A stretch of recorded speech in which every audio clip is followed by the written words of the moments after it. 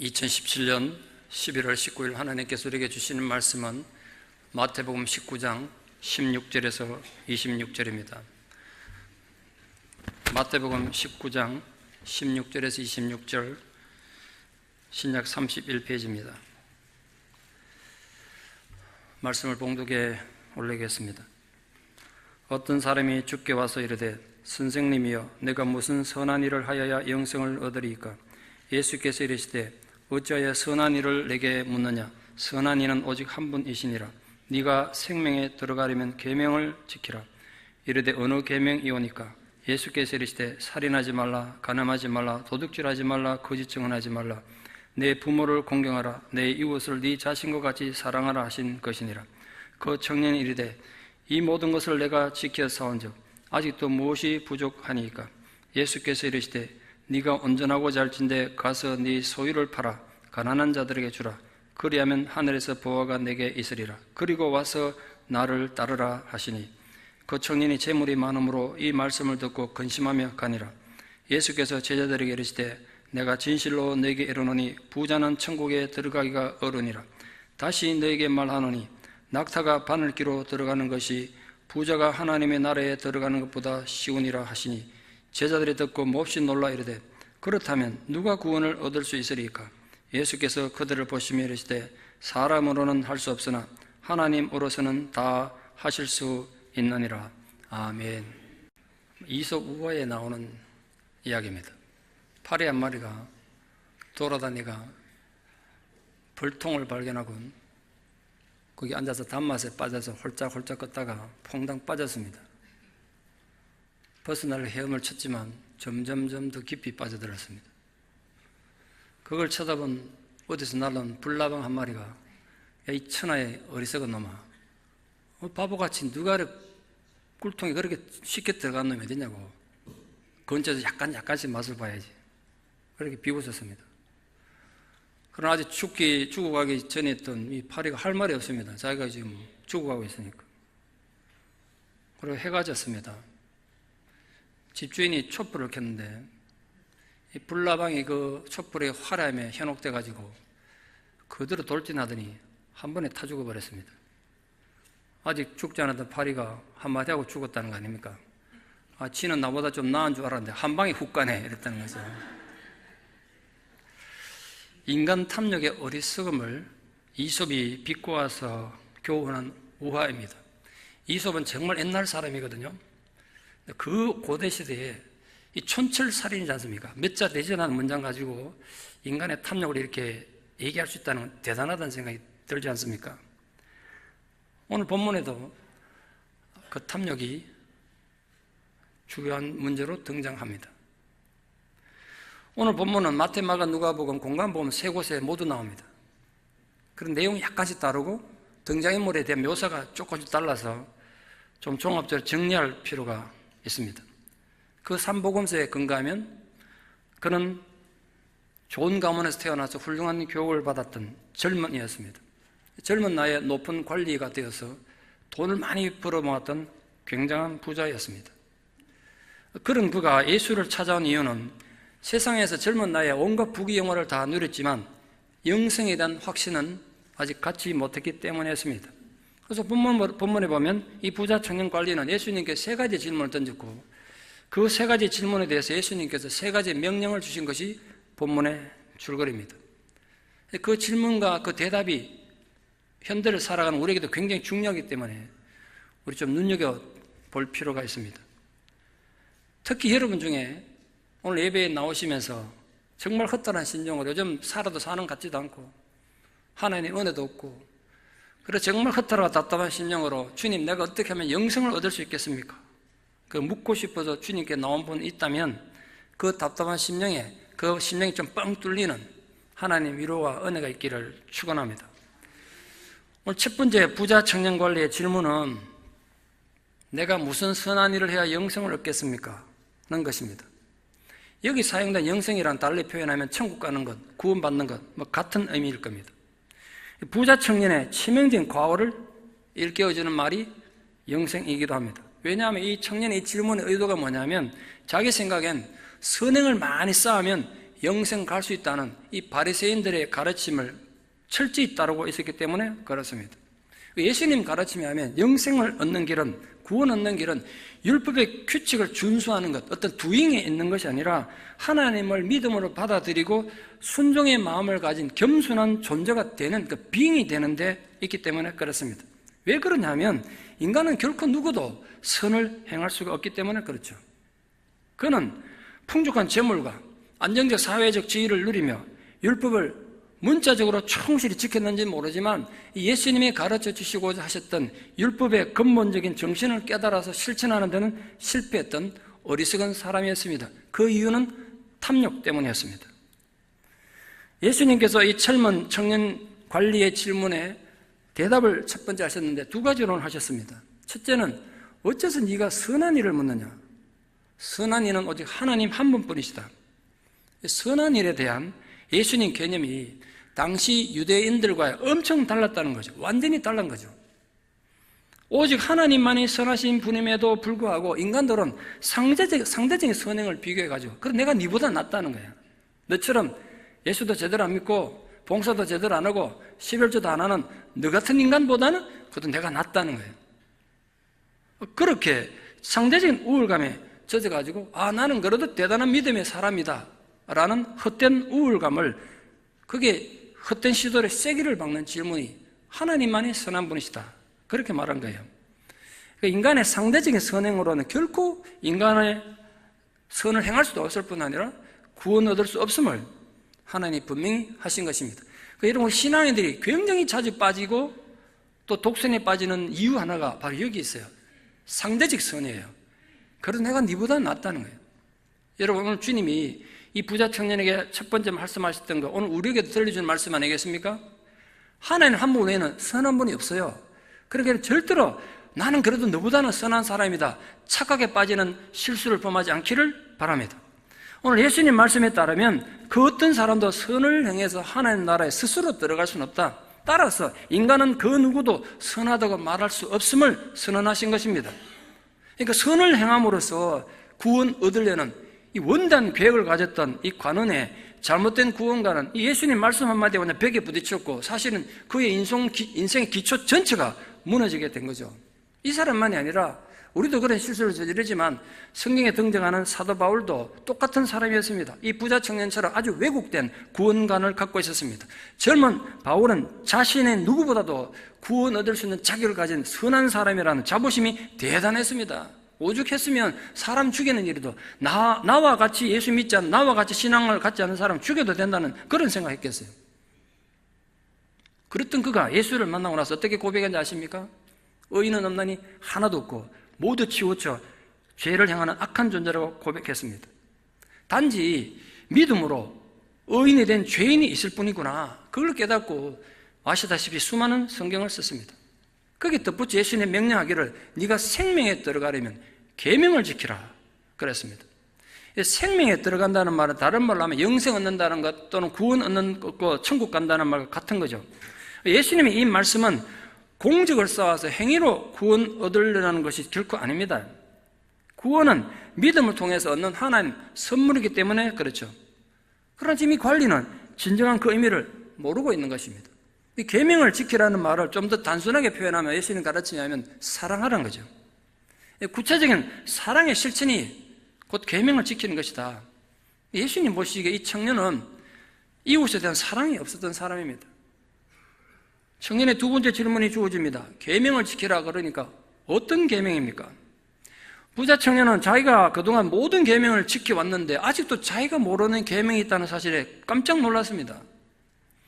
그래서 뭔가 전혀 다른 새로운 계명이 있는 줄 알고 그게 어떤 계명이냐고 물은 거죠. 그게 뭔지는 모르겠지만 저에게 가르쳐만 주시면 제가 그 계명을 잘 지켜서 필시 영생을 얻겠다는 거죠. 예수님 두 번째 대답이 주어졌습니다. 흥미로운 건 예수님께서 지켜야 한다고 지금 계명을 쭉 나열하셨는데 그게 다 10계명이 나오는 계명이죠. 그런데 전부 인간관계에서 지켜야 될 계명들, 5계명에서 10계명만 나열했습니다. 살인하지 말라, 간음하지 말라, 도둑질하지 말라, 거짓 증거하지 말라. 원문에 이렇게 됐습니다. 아버지를 공경하라, 어머니를 공경하라, 그리고 내 이웃을 내 몸같이 사랑하라. 7가지죠. 예수님은 사람이 하나님께 지켜야 될 1계명에서 4계명은 전혀 언급하지 않으셨어요. 사실 여러분 그게 더 중요하다고 생각지 않으십니까? 하나님께 올바른 예배드리고 하나님을 잘 섬기는 그 신앙의 자세가 봉사보다 더 중요하다고 생각하지 않으십니까? 우리 그렇게 생각한다고요. 그런데 왜 예수님은 영성을 지키라 그러면서 계명을 얘기하시면서 하나님에 대한 계명은 하나도 얘기하지 않으셨을까요? 여긴 분명히 예수님의 깊은 의도가 담겨 있습니다. 부자 청년뿐 아니라 모든 바리새인들은 어쩌면 우리들까지 포함해서 하나님에 대한 열심과 계명을 지킴으로써 구원받겠다는 그런 인간들의 잘못된 생각을 지적한 거예요. 그러니까 유대인들은, 바리새인들은 하나님에 대한 계명을 지킨다는 빌미로 인간에 대한 계명을 철저히 무시했습니다. 그래서 예수님이 이렇게 비판하셨습니다. 그들은 박하와 해양과 근처의 11조는 강조하면서도 계명의 더 중요한 핵심인 의와 인과 신은 버렸다는 거예요. 쉽게 말하면 부모님 효도하고 섬겨야 되는데 내가 하나님께 헌금하고 하나님께 섬기느라고 부모님께 효도 못합니다. 고르반 그러면 효도 안 해도 된다는 거 가르친 거예요. 내가 당신을 돕고 싶고 사랑하고 싶은데 내가 하나님 이름을 거룩히 여기느라고 당신께 줄 여유가 없다. 그렇게 했다는 거예요. 그래서 예수님은 인간관계의 계명을 지키지 않는 건 결국은 하나님을 향한 계명을 지키지 않는 것과 똑같다는 뜻으로 이렇게 강조한 거예요. 사도 요한은 보이지 않는 하나님을 사랑한다는 건 보이는 형제를 사랑해야 가능한 것이다. 그래서 눈에 보이는 형제를 사랑하지 않으면서 보이지 않는 하나님을 사랑한다는 건 거짓이다. 그렇게 요한 1서에서 강조했지 않습니까? 예수님은 오늘 젊은 청년뿐 아니라 당시 바리새인들의 위선을 그렇게 책망하신 것입니다. 근데 흔히 우리는 똑같은 실수를 저지르는 거 아닙니까? 인간관계 좀 깨뜨려도 내가 하나님께만 충성하면 된다는 착각을 많이들 하세요. 어디 가나 뭐 하나님이 여기만 어디 가나 하나님 계시지 않나 이거죠. 근데 그런 생각이 결정적 문제가 뭐냐 하면 인간에게 상처 주고 아픔을 주면요 하나님 관계가 무의미해진다는 거예요. 나 때문에 지금 가슴에 상처받고 밤잠 설치고 아파하는 사람이 있는데 나 혼자만 하나님 잘 믿으면 되지라고 생각하는 건 결국 하나님을 우습게 생각하는 교만일 뿐 아니라 결국은 하나님 얼굴에 침 뱉는 하나님을 욕되게 하는 거란 거예요. 예수님이 그런 거예요. 네가 정말 영성을 지키고 싶으냐, 영성을 얻고 싶으냐? 그동안 네 하나님 위해서 산다고 많이 살았지 않느냐? 내가 보기에는 인간관계의 사랑과 희생은 전혀 하지 않았다. 이거부터 하라는 거예요. 그래서 오늘 예수님은 하나님에 대한 천국의 영생은 결국 인간관계에서 증명되는 거라는 것을 강조하시기 위해서 하나님 계명은 전혀 말씀하지 않음으로써 이 청년이 가지고 있었던 영적 자만심의 허구를 지적하신 겁니다. 이 청년은 자신의 경건 생활은 아주 열심히 했을지 모르겠습니다. 누구보다도 기도 많이 하고 금식도 하고 봉사도 많이 했겠죠. 그런데 이웃에게 대한 사랑을 실천한 데는 아무런 관심이 없었던 교만하고 탐욕스러운 종교인이었던 것입니다. 여기 세 번째 청년의 질문이 등장합니다. 이 질문이 놀랍습니다. 라비어, 내가 이 모든 계명을 다 지켰습니다. 아직도 뭐가 부족합니까? 이렇게 당돌하게 질문했습니다. 이 부자 청년의 당당함을 한번 보십시오. 자기는 계명 다 지켰다는 거예요. 이 위험한 자기 착각을 한번 생각해 보십시오. 예수님 앞에서 자기는 계명을 다 지켰다고 말할 수 있는 인간이 어찌 존재할 수 있겠어요? 그러나 이 부자 청년은 바리새인들이 규칙으로 만드는 그 법칙을 다 지킨 것이 하나님 계명 다 지켰다는 그런 착각에서 대단한 자부심을 가지고 있었던 겁니다. 하나님 앞에서 이렇게 당당하다는 건 자기 존재에 대한 심각한 착각의 결과 아니겠습니까?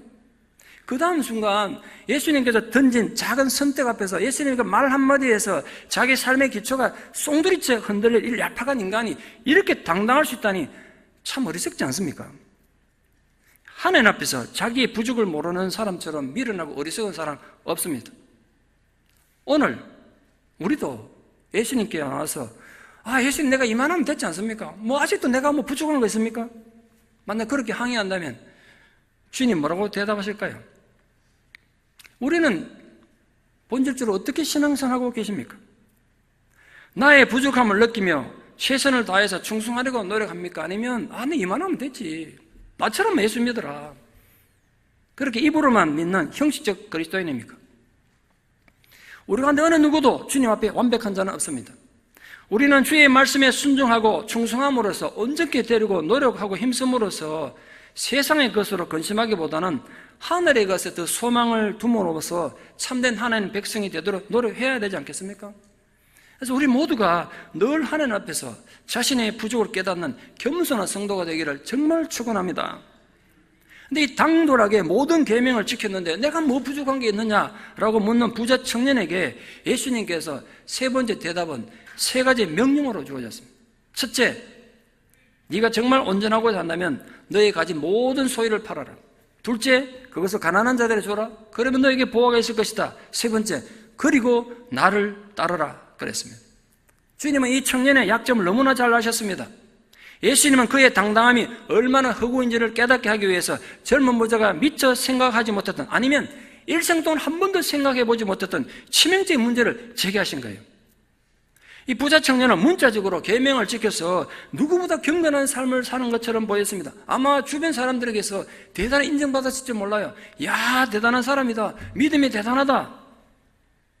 하지만 그에게는 영생을 얻는데 치명적인 걸림돌이 되는 장애물이 있었습니다. 그게 바로 재산이었습니다.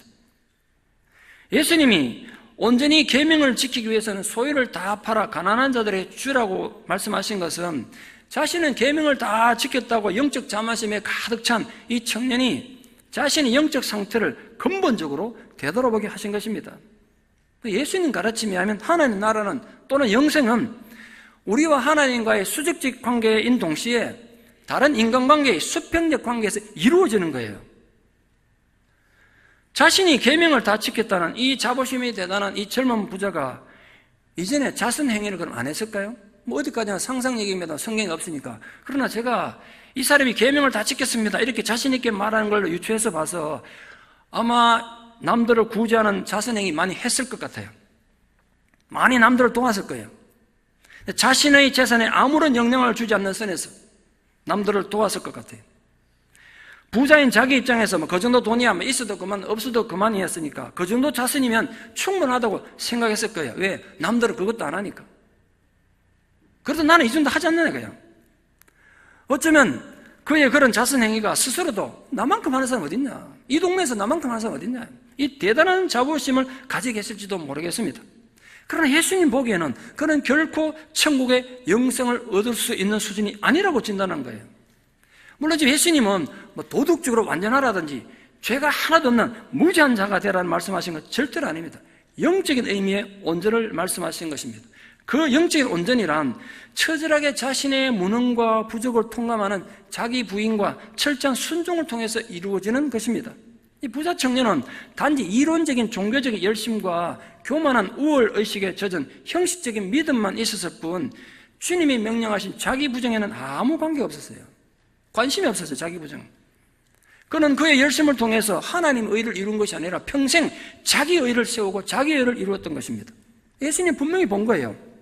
종교적 열정이 대단해서 남들보다 열성적으로 계명을 지키고 봉사도 하고 구제도 하는 청년이었지만 그의 마음과 정신 그 밑바닥에는 재물이 우상에 대해서 그의 영혼을 좀묻고 있었던 것입니다. 그래서 말씀하신 거예요. 네가 진실로 자유하고 싶다면, 그래서 정말로 천국의 영성을 소유하려면 재물에 대한 미련을 버려야 한다고 그에게 경고하신 것입니다. 자신의 영적 열성에 대한 대단한 자부심을 가지고 있었던 이 젊은 부자 관리는 예수님이 한마디에 이제까지 한 번도 생각해보지 못했고 깨닫지 못했던 진짜 자기 모습을 보게 된 거예요. 그는 물질이 문제가 개입되면 천국도 기꺼이 포기할 수 있는, 천국과는 거리가 먼 새 속에 물든 속물이었던 것입니다. 그러니까 그가 평생 동안 나는 계명을 다 지켰습니다라고 자신 있게 말할 정도로 얼마나 열심히 제사를 드리고 우리말로 하면 예배를 드리고 헌신하고 열성이었겠어요. 그의 구주와 섬김이 도대체 무슨 의미를 가지는 것일까요? 한 지독한 구두쇠가 사는 게 너무 힘들어가지고 유대인 랍비를 찾아갔던 내용이 탈무드에 나옵니다. 이 사람은 돈은 많았지만 사람들 관계에서 자꾸 문제가 생겨서 너무 어려움 겪어서 삶이 불행했습니다. 행복하지가 않아. 돈은 많은데. 심지어는 자기 가족들하고도 불편한 관계에 있어서 어떻게 하면 평안을 누릴 수 있는가, 그걸 물으러 지혜를 구하기 위해서 랍비를 찾아간 거죠. 랍비가 아무 말 안 하고 그 구두쇠를 데리고 자기 창가를 가든지 창가에 뭐가 보이냐고 물었습니다. 사람들이 지나가는 게 보이고 산천이 보입니다. 이번엔 데려가더니 거울 앞에 세웠어요. 이번엔 뭐가 보이냐니까 나밖에 안 보입니다. 그랬습니다. 그때 랍비가 그에게 말했습니다. 당신이 본 건 똑같은 유리지만 거울은 수은이 칠해져 있기 때문에 밖이 보이지 않고 창은 수은이 칠해져 있지 않기 때문에 밖이 내다 보이는 겁니다. 마찬가지로 당신의 마음이 이기심과 욕심으로 탁 칠해져 있으면 아무것도 안 보고 나밖에 안 보인다는 거예요. 그걸 버리지 않으면 진정한 인간관계는 없다는 걸 말해줬습니다. 네 소유를 팔아 가난한 자들에게 주면 하늘의 보화가 네게 있을 것이라고 주님 말씀하신 것 같은 의미 아니겠습니까? 이 사람에게 물질이 얼마나 중요한 거 보십시오. 마음이 수은으로, 쉽게 말해서 검은 보화로 칠해져 있으니까 자기밖에 안 보는 거예요. 자기 의밖에 안 보여요. 이때 하늘의 보화란, 오늘 예수님 말씀하신 하늘의 보화란 청년이 그토록 찾아 헤맨 영생을 의미합니다. 그의 마음이 지상의 재물에서 해방되는 순간 그는 구원을 얻게 된다는 의미죠. 하늘의 참보화를 소망하지 못하면 인간은 본능적으로 이 땅의 소유물을 더욱더 관심 갖게 되고 그거 붙잡으려고 애를 쓸 수밖에 없어요. 영생에 이르는 가장 중요한 본질은 예수님께서 마지막 세 번째로 그리고 나서 네가 다 팔아서 가난한 자에 주라. 그 뒤에 나를 따르라. 그거 말씀하신 거예요. 영생에 이르는 가장 중요한 본질이 예수님 따르는 거란 말이에요. 예수를 따르는 제1 전제 조건은 가서 팔아서 나눠줄 때 가능한 것입니다. 예수를 따른다는 건 도대체 무슨 의미일까요? 오늘도 이 추수감사주일에 여러분 예배드리러 오셨는데, 그래서 제가 여러분에게 묻고 싶습니다. 사랑하는 여러분은 예수를 따르는 분 맞습니까? 입으로 아무리 내가 예수를 따르는 자라고 외친다고 되는 게 아니에요. 자기를 부인하고 자기 십자가 지는 삶이 없다면, 우리 조금 전에 성찬식 드렸는데 그 성찬식의 개념이 뭐예요? 예수님이 이렇게 찢어지고 죽으신 것처럼 너희도 죽어야 나를 따른다는 거 아니겠어요? 그 행위가 없으면, 그 자기 부정, 자기 십자가가 없다면 우리는 절대로 주님을 따를 수가 없는 거예요. 오늘 부자 청년처럼 자신의 종교 행위로 자기 정의만 세울 뿐이에요. 우리는 그런 실수를 얼마나 합니까? 자신의 열심을 마치 천국의 보정수배처럼 생각합니다. 하나님의 뜻은 안중에도 없지 않습니까? 그러니 하나님의 사랑을 실천하는데 관심이 없죠. 오직 중요한 것은 자기 생각이 실천되는 데 있단 말이에요. 자기는 어렵다고 생각하고 자기가 어렵다고 생각하는 대로 세상이 되어가지 않으면 분노가 치밀어 옵니다. 그러나 그건 결코 신앙이 아닙니다. 천국과는 관계없는 자기 왕국을 세우고 있을 뿐입니다. 그러니까 예수를 따르기 위해서 자기 십자가를 진다는 건 결코 추상적 개념이 아닙니다. 상징이 아닙니다, 여러분. 고대 로마 시대에는 십자가 형벌을 처형할 때 사형당할 죄수가 자기가 달려주고 십자가를 지고 형장까지 가야 했어요. 예수를 따른다는 건 바로 그런 의미예요. 우리 자신이 져야 될 십자가를 짊어져야 비로소 구경꾼에서 제자가 되는 거예요. 여러분, 예수님이 십자가 지시고 골고다 길로 걸어가던 그날 얼마나 많은 구경꾼이 있었는지 아십니까? 기록에 하면 그때는 6월절이었기 때문에 최소한 100만 명이 예루살렘에 모여 있었습니다. 얼마나 많은 군중이 예수의 십자가를 구경하고 있었겠어요. 근데 그 100만 명이나 되는 군중 속에 아무도 예수님 십자가를 진 사람 없었다고요. 그런데 구레네에서 온 사람 시몬은 예수님 십자가를 대신 지고 직접 같이 갔잖아요. 그는 결코 그날 예수 십자가에 적어도 구경꾼은 아니었던 거예요. 우리의 십자가의 고통은 결코 남이 대신 져줄 수 없습니다. 예수를 따르는 삶은, 그러니까 순교할 각오 없으면 불가능한 거예요. 이런 말씀드리면 또 부담이 되실지 모르겠습니다만 성경이 가장 중요한 본질이니까 이걸 부정할 수는 없지 않습니까? 그러니까 한번 생각해 보십시오. 예수님의 가르침에 따르자면, 우리가 오늘 방금 드린 성찬의 정신에 따르자면 예수를 위해서 순교까지 각오해야 될 사람들이 얼마나 하찮은 일로 인생을 낭비하고 있는가. 신앙의 기회, 성경의 기회, 거룩의 기회를 얼마나 헛되이 낭비하고 있는가. 오늘 부자 청년은 많은 재물과 함께 이 세상에서 편안하게 살 수가 있는데 굳이 예수 따르면서 고난당할 필요가 없다고 생각했기 때문에 예수를 떠나서 자기 이전의 삶으로 돌아간 겁니다. 그는 자기 인생 최대의 기회를 그렇게 허무하게 날려버린 것입니다. 여러분, 만약 주님께서 오늘 우리에게 오셔서 너 나를 따르라, 한해장로교 암흑의 성도야, 너의 모든 욕망과 탐욕과 상처와 미움과 원망을 두고 나를 따르라, 그러면 여러분 어떻게 하시겠습니까? 여러분 가진 모든 것 버리고 순결각오로 그분과 함께 십자가 지고 골고다로 갈 수 있겠습니까? 그건 여러분 각자가 정직하게 대답해야 될 여러분의 몫입니다. 대답하십시오. 지금 여러분은 어디로 가고 계십니까? 나를 따르라는 주님의 부르심에 순종해서 그분과 함께 죽으려고 골고다로 가고 있습니까? 아니면 자신의 것을 굳게 붙잡고 자신의 인생을 위해서 예수를 떠나가고 계십니까?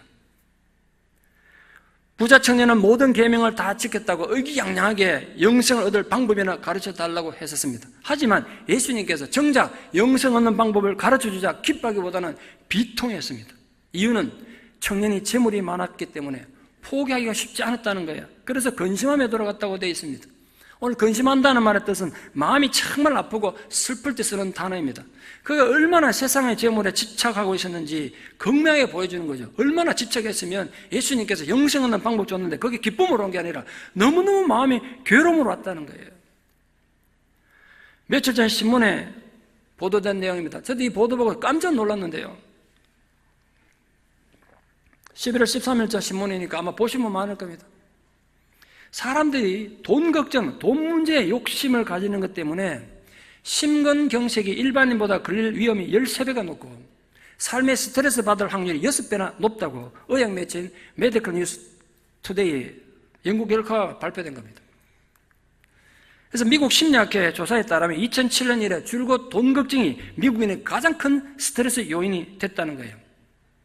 그 기사 요진 이거예요. 그러니까 의사들에게 부탁하는 거예요. 앞으로 의사들이 환자 볼 때, 저도 가끔 병원 가면 그거부터 묻죠. 술을 마십니까? 담배를 피웁니까? 뭐 당신 가족 중에 암 걸린 그런 가족 얘기 있습니까? 이런 거 묻죠. 그런 것만 묻지 말고 그보다 더 중요한 게 당신이 지금 돈 때문에 걱정하고 있습니까? 이걸 물어서 그 스트레스를 이겨낼 수 있는 처방을 해야 이 죽음을 막아낼 수 있다는 거예요. 근데 그런 거 안 묻는다는 거예요, 의사들이. 헛다리 짚고 있다는 거예요. 근데 그 기사 보고 정말 충격받았어요.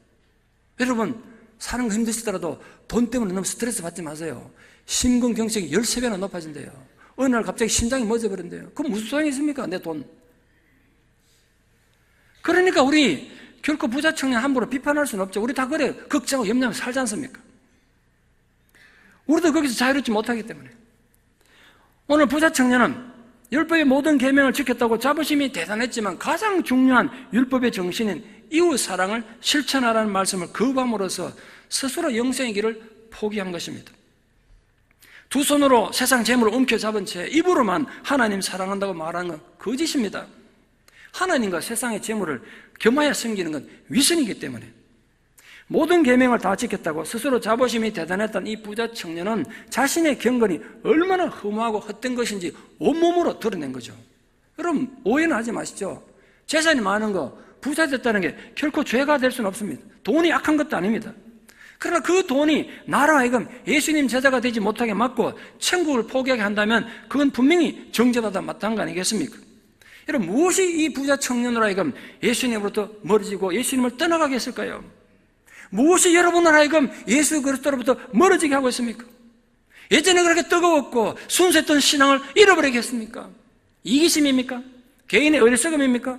아니면 욕망과 탐심과 시기심입니까? 아니면 숨겨진 죄 때문입니까? 예수님은 이 청년의 문제를 단번에 간파하시고 그가 그 장애물을 뛰어넘어서 진정 영생에 들어가기를 바라셨습니다. 그래서 너희 소유를 팔아서 가난한 자들에 주라. 그리고 나를 따르라. 그러면 영생이 있을 것이다. 그러나 청년은 진리의 귀를 기울이지 않았습니다. 그는 예수를 따르지 않고 재물을 택하여 떠나버렸습니다. 근심하며 돌아갔습니다. 오늘 부자 청년은 세상의 순간적인 것들에 관심을 둔 나머지 영원한 축복을 놓치고 말았습니다.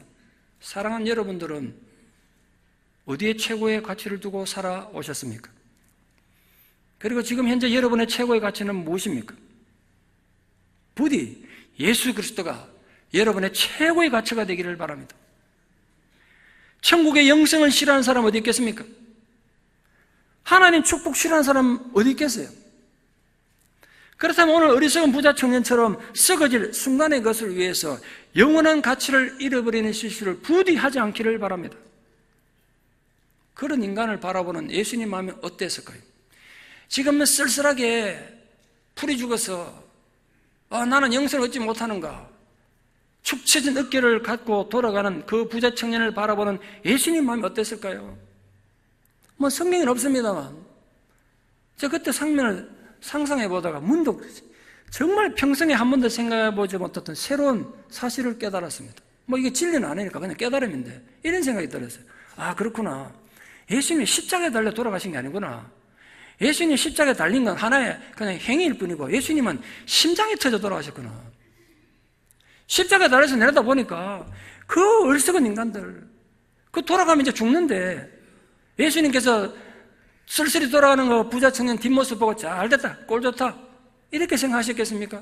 네가 그렇게 계명 다 지켰다고 큰소리 치더니 꼴 좋구나 이랬겠습니까? 아니란 말이에요. 그 한 영혼 좀 잃어버리는 거잖아요. 그 영혼을 구원하러 오셨는데 그 영혼을 구원하지 못한 안타까움 때문에 예수님은 심장이 터졌을 것 같아요. 그렇게 생각하는 거죠. 원래 십자가 달려면요 한 일주일씩 사람이 살아남는데 예수님은 몇 시간 만에 돌아가신 건 그 밑에서 내려다본 인간들의 그 악함을 보고 그 죄성을 보고 심장이 터져서 안타까워서 돌아가셨을 것 같아요. 쓸쓸히 돌아가는 젊은 부자의 뒷모습을 보면서 예수님께서 제자들에게 한마디 격언을 주셨습니다. 부자는 천국 가기 참 힘들다. 낙타가 바늘기로 들어가는 것이 부자가 하나님 나라 들어가는 것보다 쉽다. 여기서 낙타라는 단어는 조금만 달리 보면 밧줄로 해석하기도 합니다. 의미는 똑같죠. 밧줄이 바늘에 어떻게 들어가겠어요? 부자가 천국에 들어가기가 얼마나 어려웠으면 이런 비유를 주님이 드셨겠어요. 자신의 선행과 노력으로 천국에 들어가려는 모든 인간의 노력은 낙타가 바늘기로 들어가려는 허망한 노력에 지나지 않는다는 겁니다. 물론 여기서 부자는 저는 단지 돈만을 의미한다고 생각하지 않습니다. 예수님의 가르침이 그랬으니까. 어떤 사람은 세상의 지식이, 어떤 사람은 허영이, 어떤 사람은 지위와 명예가, 또 어떤 사람은 자기의 상처와 자기 아픔이 벗어나지 못하죠. 그게 영생 들어갈 때 장애가 되는 거죠.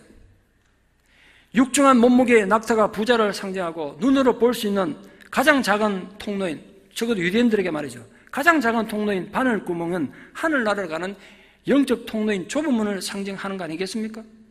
구원으로 인도하는 문은 항상 좁은 문이지 않습니까? 교만과 자기 만족으로 살찌운 사람들은 절대로 들어갈 수 없는 좁은 문입니다. 여러분, 사단은 우리 성도님들이 영적으로 성장하는 걸 제일 싫어합니다. 네가 그런 식으로 예수를 믿는지 안 믿는지 표도 안 나고 그런 식으로 하면 예수를 믿는 걸 얼마든지 믿어라. 뒤에서 떠밀 거야. 그런 식으로 얼마든지 교회 다녀라. 그런데 성도가 영적으로 성장하면 그를 넘어뜨릴 수 없기 때문에 우리가 영적으로 성장하는 걸 제일 싫어해요. 성도가 마음을 새롭게 해서 신앙생활을 열심히 하려고 마음먹으면 여지없이 장애물을 앞에 두거나 함정을 파서 걸려 넘어지게 하거나 거기에 함정이 빠져서 헤어나오지 못하게 만든단 말이에요. 여러분, 우리 사탄이 악하다고 욕하면 안 돼요. 사탄을 비판하면 안 돼. 왜냐하면 사탄은 자기 의무를 다하는 거예요. 사단의 의무는 여러분 앞에 장애물을 두는 거예요. 여러분을 함정에 빠뜨리는 거예요. 어떻게 하든 여러분 구원받지 못하게 만드는 게 사단이 할 일이야. 그들이 할 일 하는 거예요. 그러니까 우리가 우리 자신을 하나님 앞에 던져서 하나님의 은혜를 구할 수밖에 없지 않습니까? 경험을 통해서 보면 우리 신앙이 점점 성장할수록 사단의 방해 공작도 더욱 극심해집니다. 영적인 장애물이 없는 사람은 아무도 없습니다. 왜 내 앞에 이렇게 시련이 많은가? 그러지 마십시오. 다 누구에겐 했어요. 각기 사람마다 환경이 다르니까 종류가 다른 장애물이 놓여 있을 뿐이에요. 사탄은 이 영적 장애물을 이용해서 하나님 사람들의 신앙 성장을 가로막고 어떻게 하든지 영생에 들어가지 못하게 하려고 지금도 가로막고 있단 말이에요. 사랑하는 여러분 앞에는 어떤 영적 장애물이 지금 여러분의 영생의 길을 가로막고 있습니까? 그 앞에서 어떤 선택을 하고 계십니까? 예수님이 아주 극단적인 선언에 제자들이 굉장히 놀랐던 것 같아요. 왜냐하면 유대인들의 지혜 사성으로 재물과 부자가 되는 건 하나님 엄청난 축복이었거든요.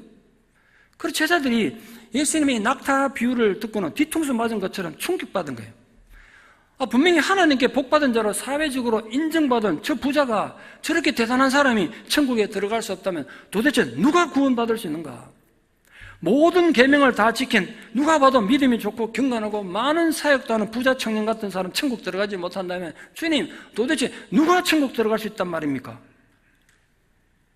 예수님을 오래 따라다녔던 제자들이 이렇게 놀랐다는 것은 예수님의 가르침이 당시의 일반인들의 상식과는 얼마나 다른지를 보여주는 거 아니겠습니까? 예수님은 재물과 구원은 아무런 관계가 없음을 자주 말씀하셨어요. 중요한 것은 누구를 주인으로 섬기느냐, 그 말이죠. 부자라고 천국 못 가고 가난하다고 천국 가는 거 아니죠. 부자라도 하나님 숨기고 하나님을 주인으로 삼으면 천국 가는 거고, 가난해도 하나님을 부정하면 못 가는 거 아니겠습니까? 재물이 주인인가 하나님이 주인인가는 우리 삶 속에서 여러분이 매 순간 결정해야 하는 겁니다. 제자들의 놀람과 공포에 대해서 예수님 전혀 다른 말씀하셨습니다. 사람으로는 할 수 없으되 하나님으로서는 모든 것을 하실 수 있느니라. 오늘 이 사건의 예수님의 결론적 교훈이자 성경 전체 결론이기도 하지 않습니까? 여러분, 하나님 나라에는 인간에게는 불가능한 나라지만 하나님에게는 가능한 나라예요. 여기에 복음의 핵심이 있고 우리 구원의 본질이 있습니다. 그러니까 우리 눈을 보기에 도저히 구원받을 자격 없는 것 같고 구원받을 가치가 없는 탐욕스러운 보이는 그런 부자도 하나님으로 인해서 구원 얻을 수 있다는 거예요. 그런 탐욕스러운 부자라도 하나님과만 올바른 관계를 맺으면 부자든 가난한 자든 하나님의 나라와 영생을 얻는다는 거예요. 말씀의 결론을 맺으랍니다. 저도 지난주에 우연히 듣고 굉장히 은혜 받아서 좀 소개하려고 합니다.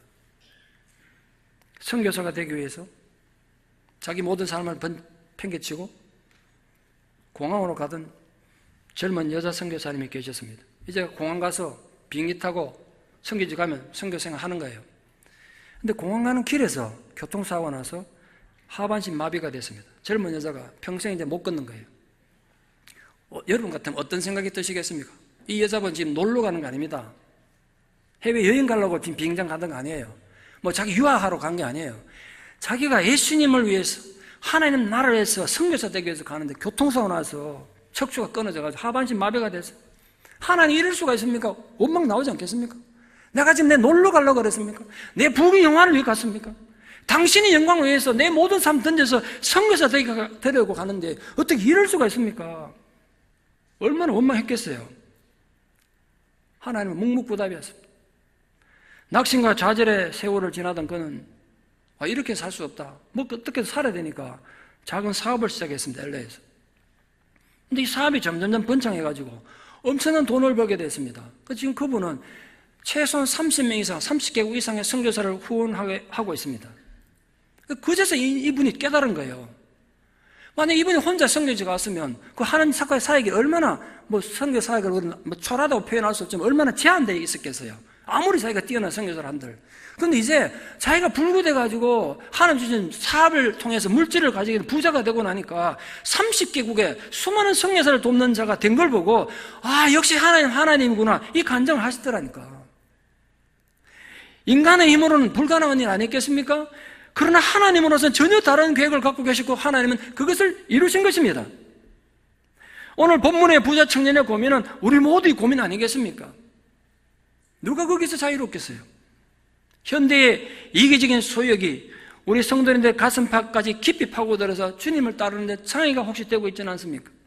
에릭 프롬 잘 아시죠? 너무나 유명한 책 소유냐 존재냐 그 책에 이런 말이 나옵니다. 영웅의 특징은 소유하고 약탈하려고 강요하는 것이다. 그러나 순교자들의 특징은 존재하고 주고 나누어 주는 것이다. 사랑하는 여러분은 이 시대의 영웅이 되기를 원하십니까? 아니면 순교자가 되기를 원하십니까? 젊은 부자 관원은 많은 재산이 그의 영생에 치명적인 걸림돌이 되었습니다. 여러분에게는 어떤 걸림돌이 있습니까? 그것이 어떤 종류든지 간에 근심하며 주님을 떠나는 어리석은 자가 되지 말고 기꺼이 자신을 부정하고 내게 주어진 내 십자가를 짐으로써 주님을 따르는 제자들 되시기를 진심으로 축원합니다. 기도드리겠습니다. 사랑의 아버지 하나님, 어리석고도 연약한 저희들이 하나님 자녀가 되고 주의 제자로 부르심을 받았습니다. 그런데 우리는 우리 앞에 놓인 장애물을 넘지 못해서 얼마나 자주 쓰러지고 넘어지는지 말로 다 알 수 없습니다. 오늘 말씀처럼 물질 때문에, 때로 내 자존심 때문에, 때로는 내 상처 때문에, 질투와 미움 때문에 우리는 주님의 제자가 되지 못했습니다. 주를 따르지 못했습니다. 떨치고 일어나서 그 모든 장애를 극복하고 나를 부정하며 내게 주어진 십자가를 지고 주님과 함께 골고다를 향해 올라감으로 위대한 주님의 제자로 남은 생애를 살아가는 주의 아름다운 제자들 되게 도와주시옵소서. 예수님 이름으로 기도드리옵나이다. 아멘.